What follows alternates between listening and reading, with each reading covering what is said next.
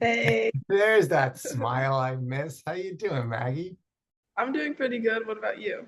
Good. You look like you're in a prisoner of war right now. Like you're like, Oh, no, I'm in the library. This is the view outside. oh wow.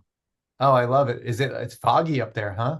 Yeah, since we're by the beach and in the woods, there's like a really strong marine layer, and it takes a while for the forest to like wake up. This is beautiful. Do you love it? Yes, it's beautiful. So for those people who don't Hmm. know, it's up on the coast, northern mid California. As you just said, you are right next to the coast. You're on top of a hill, the Hmm. marine layer comes up. And one of the things I want you to kind of begin telling us about is the 10 college system, because there's only two UCs that have residential college systems, Santa Cruz and San Diego. I went into the school as environmental studies and I was affiliated with Stevenson. I lived by the field and the gym, and there's a dining hall, and that's where the quarry is really close to there, which is where the bookstore is. And if your laptop breaks, you can buy a new laptop there, things like that. Each college has its own theme. So usually, people pick it major based. Like Rachel Carson is very much focused on the environment. So a Yeah. lot of people at Carson are doing environmental science, environmental studies, agroecology, things like that. Um, and then another good example of the themed nature of the school is College Nine, which their theme is like global culture. And a lot of people who are really interested in politics and social justice will live in College Nine. But when it comes to nightlife, a lot of a lot of the colleges intersect. Like for first year, there's a lot of activities in the woods, which is really interesting. And I don't think you could get that at any other school. But since it's in the woods, anyone can go, and it's like equally as hard to get to for everybody. And it's not like you're going to a house party or a dorm party. Is it like it's not like bonfires? What are you guys doing out in the woods? You guys doing witch sacrifices? What's happening, Maggie? No, there's this area called Pogo Nip, which is basically just like this massive clearing in the middle of the woods. And people Pogo would nip? try to put DJ setups in the U-Haul, and then it's just like the forest becomes a dance floor, and it's pretty cool. We also do have a lot of house parties, but that's not so much for first years as when you go off campus in your second year. There's a lot of bands playing at houses. A lot of sports teams throw parties here, which I know is unusual because at a lot of other colleges it's Greek life, but for here it's like the rugby team, basically. So I was curious. I always see this video. I'm going to bring it up. Do you know where Oh yeah, I was just there this weekend. tell me about this? Because I always look at this and I'm like, how far is this from, like, say, like from, Stevenson? Like, because this area, do people just go in there and swim around, do all this stuff? Yeah. I've only ever taken a car there, but it is possible to walk there from Stevenson because you walk down through Pogo Nip, which is the rave area, and then you end up walking along the train tracks in the Cowell Forest, like the state park, and then that's where you find this. It's not on campus, but it's pretty close, and yeah, everyone loves to go there when it's sunny and warm. It's usually like fall quarter, spring quarter activity. Especially it gets really popular in spring quarter. Obviously, some of these photographs are like no other campus in America, right? They're just like, even, wait, show us out your window again. Oh Like, yeah. yeah, show us out your window again.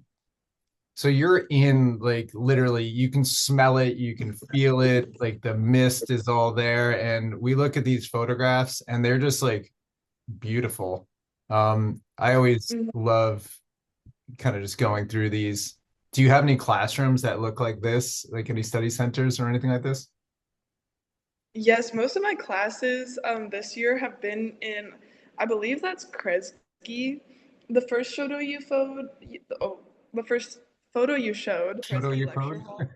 Yes, that one is where a lot of my lectures have been because I'm a legal studies major, and so they're kind of just like pushing you on through for the lower div credits.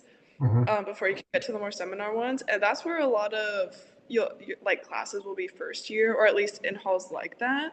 And then as you advance, it'll be more like seminar type. One of the things, though, you are mentioning, though, I think that we didn't really mention before is when we talk about the 10 colleges, it also affects your core classes that you take. It's where you live, it's who you hang out with, where you eat, but it's also your core classes. Um, are any of them more rigorous? Like everyone's like, shit, I'm at, Kresge and I got to do these dang, whatever classes, or what is it? Like, give us the dirt. So I don't know what all of them look like, but like, in Merrill, it was like very chill about tech. And in Rachel Carson, very chill about environmentalism. And Okay. then in Cal, very chill. The final was an art assignment, barely had any other assignments. Stevenson, Uh-oh. so difficult because first quarter, first quarter of all of college, you're reading the Bible, the Torah, the Quran, the Baghdad Beat. All the new books. Yes, you're reading major texts. What else did we read? Something from Taoism. All right. Speaking of majors, my friend, are you a feminist studies major or a legal studies major? Both. Buddy, so you're a double major. And when did you declare? End of sophomore year? For legal studies, I was able to declare in fall of sophomore year, and in feminist studies, I probably won't talk too much about because the department lost funding, and I'm the last year to be able to have the major. Wow. I think that Santa Cruz really values feminist studies, but lost a lot of funding. And what the research we're getting a lot of money for is tech research. So a lot of the humanities have kind of been seeing the effects of losing funding. Something to keep in mind if you're humanities, I would recommend getting a mentor and also just like being very, like, lock into your classes because there's not that many resources available. I'm looking at your course requirements for legal studies. Obviously, this has a lot of law because of the title, and that would make someone think that you're kind of maybe drifting towards law. Maybe being an ACLU lawyer. How are you taking over the world, Maggie? Um, I hope to go to law school. I really want to do family law, like crimes against women and children type of work, because I don't know. I think it's really been influenced by my education at Santa Cruz because we have the whole tradition of Angela Davis and like reforming the justice system to actually work for people. My guess would be if feminist studies was dissolving, so to speak, given the DEI budget crunch, would you say that you find your support system in that world through like clubs? Like, are you in like, female empowerment clubs? Because I've known you since high school and you've always had this like spark and it's not anything new, but how do you keep it alive, I guess is what I'm saying. Yeah, so it's funny you ask because some of my friends and I are actually starting a club. So if you're watching this and you're going to Santa Cruz and you want to help women, or not even just women, anyone. I love it. So I'm looking at your because not a lot of students do legal studies, not a lot of schools have it. Like, it's Mhm. kind of something that is specific to certain universities. I'm looking at these courses in the course catalog, and I recommend anyone that's looking at a school, look at your degree path, look at the course requirements because that's what you'll be doing at the school. Students have an idea of a major, and then they go in, they're like, oh, wait, I got to do all these things. But I'm assuming you took some of these, lower division already, and now you're kind of going through some of these guys here. Did you take this one? I'm taking that right now, and the professor is she's really sharp. Have you taken any of these other courses here? Yes. Okay. I've taken Ethics Bowl. That one's really great because you get to be very well versed. It's really good for developing an argumentative style, public speaking, and being able to think on the spot. You can just do the class or you can try out for the team, which I was on this past school year, we made it to nationals. Hell yeah, girl. Yeah, and I don't know, I've just never taken a class like it. This is how I met my mentor, or not how I met, but how I convinced him to be my mentor. And then I also had a really cool opportunity to go inside the walls of San Quentin State Prison and debate their ethics bowl team.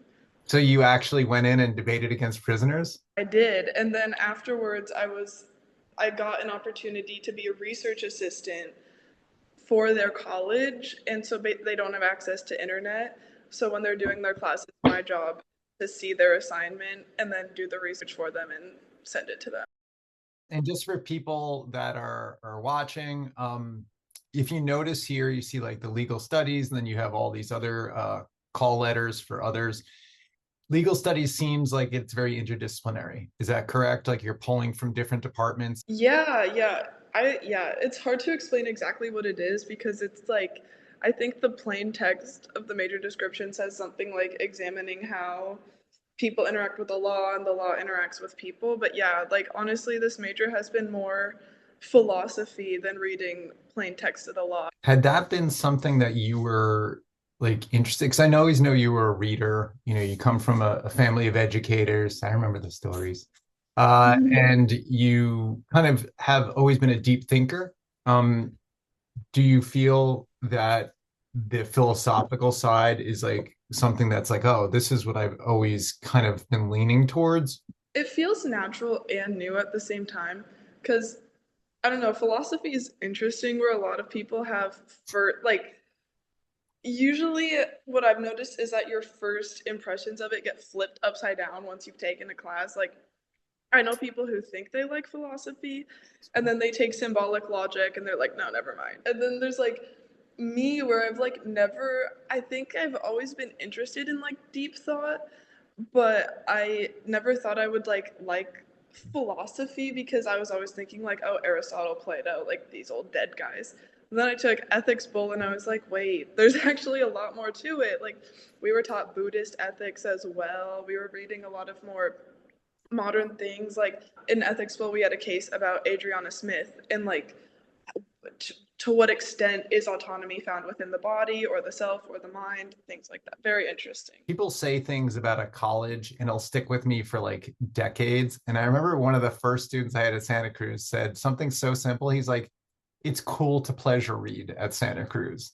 And like a lot of Yeah, schools, like it's not. It's just like get your work done, go party. But Santa Cruz, people were like, oh, what's the latest book? Is it still like that? for sure. Like most of my, I had some friends over. There's a fire pit outside my apartment, and we were just like, How I don't fun. know, talking about current events and what was scary to us and ways we think we can make it better. It's like some people might think it's cringe, but here it's like cool to be like, oh yeah, I'm worried about the war. I don't like violence. I don't want people to die and be hurt, especially if they're children.